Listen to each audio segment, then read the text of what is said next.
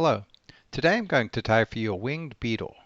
Now I saw AK Best tie this pattern in a video a while back, and of course mine's not an exact replica, but as summer rapidly approaches here in Pennsylvania, this thing is putting a few trout in the net. So we're going to do today's pattern on a size 14, but I think a size 16 is actually the ideal size for this little beetle.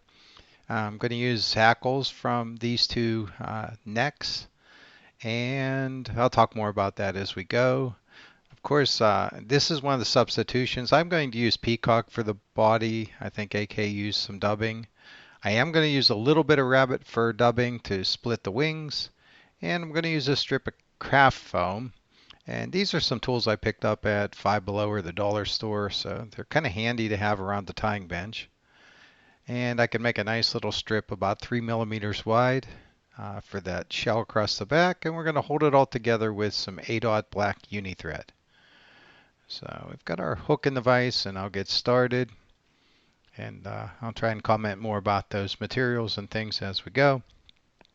So work my way back, trim off the excess thread, and I'm going to go back and park the thread right above the bend of the hook. So the first thing I should mention is the craft foam. In AK's pattern, he used I think it was a strip of leather. It was a leather product.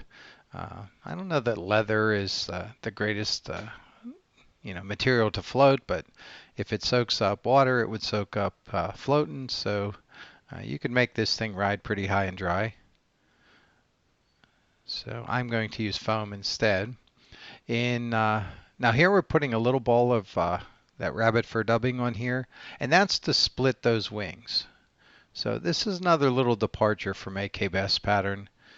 He ties these wings in like they're spent wings, where they almost come out straight sideways. I don't know. I like them at kind of a 45-degree angle near the back. Not sure if they represent legs, wings, or just something buggy. So here what I did, I skipped behind the wings and brought the thread back to the thread ball so that I can position one tip at a time. And I don't know, I have a little more luck with this, and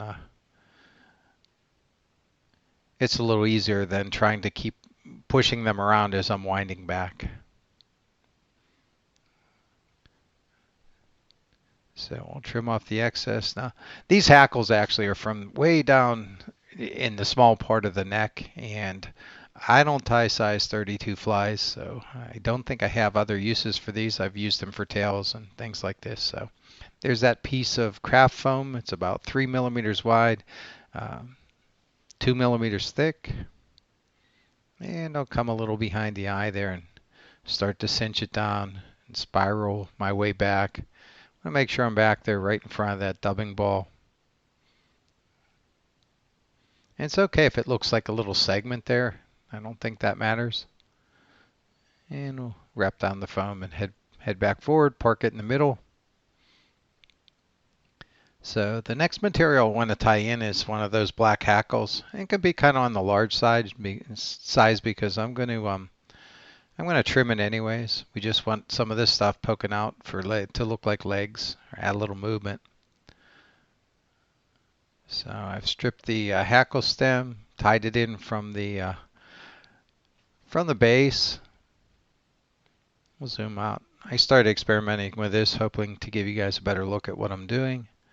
And then the next material were these two peacock stems. So I tried to break off you look at the tips there. I tried to break off those tips, and they were stronger than I thought. So then I backed up a little bit and just decided I'll tie them in, fold them over, and trim off the excess so they don't slip out.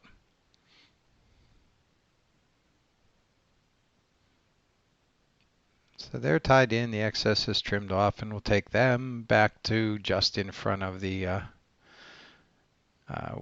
where the wings are tied in. And then here's my fancy dubbing twister that I like to use for the peacock. And I get a wrap around there You can see on the side it has those 3 slots. I get a wrap to kind of hold the peacock in place. One little trick here that I forgot to mention or forget to sometimes is keep the thread a little shorter than the peacock so that the stress is on the thread and not on the peacock. That'll help keep it from breaking when you twist this up. So here I'll give it a little twist. Of course the thinner parts will twist up first. And you'll see we do 2 spins at this as we go. So we'll wrap that in, work our way forward, then I'll come back down, give this thing another couple of spins.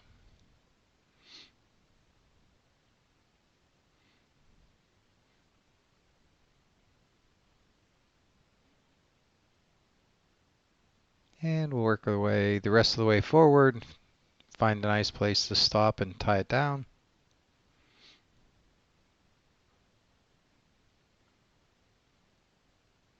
I got one tight wrap on there, and then it's kind of secure. We'll get a couple for just for insurance purposes and work our way back to a place where we can trim that off nice and short.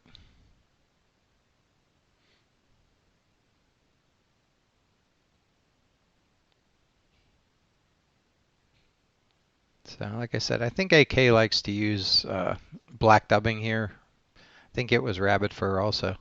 And only thing that I don't know, that little shiny buggy stuff that Peacock adds, especially on a Beetle and when the top half is covered, I think that adds something to this fly. So this one's kind of quick and easy. You can I make it look harder than it really is, but so I'm going to use the rotary feature just to get that first wrap or 2 in place so I miss the hook point.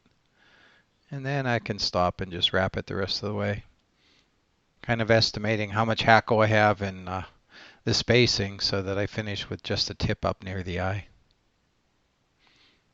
And you don't need much hackle here. Again, we're going to trim these and they're just to look buggy or to look like legs. So I kind of reach between the camera and drop the thread wrap over it to hold it, shorten up and give it a few wraps to lock it in. Now we'll come back and trim off the tip.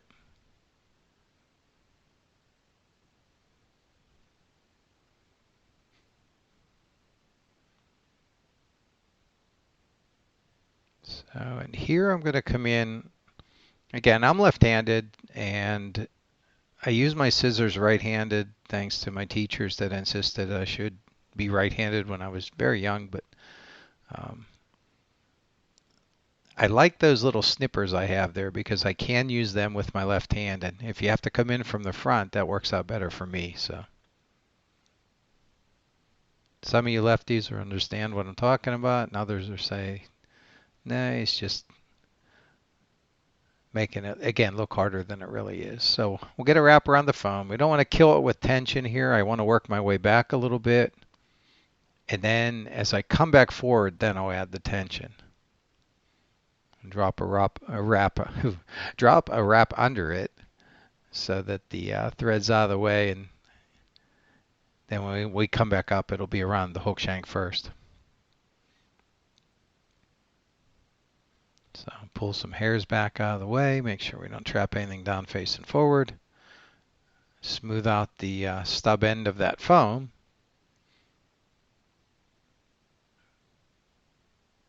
And here we're going to fiddle around, see if we can give you a better look at things for the rest of the fly.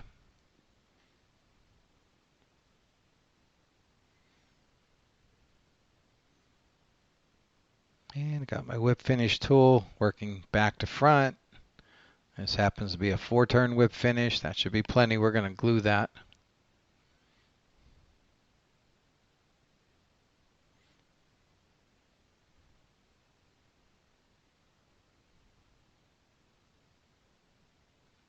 Okay, a little trimming. Drop a head cement. This guy's done. So I come in here. What I'm trying to do here is I have my snips closed, and then I push it down and I kind of let them open to see if it'll push those fibers out further to the side, so you don't just trim them all off flat. On each side, I should say. So we've trimmed out the center, about the length of the peacock curl. And then I want the legs to be about half of a shank length maybe.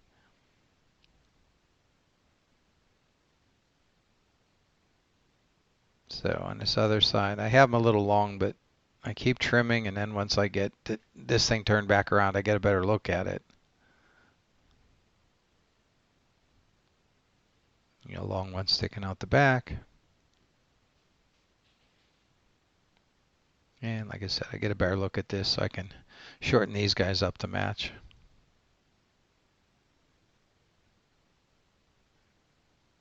Okay, I'm liking that, and I think it's going to fish.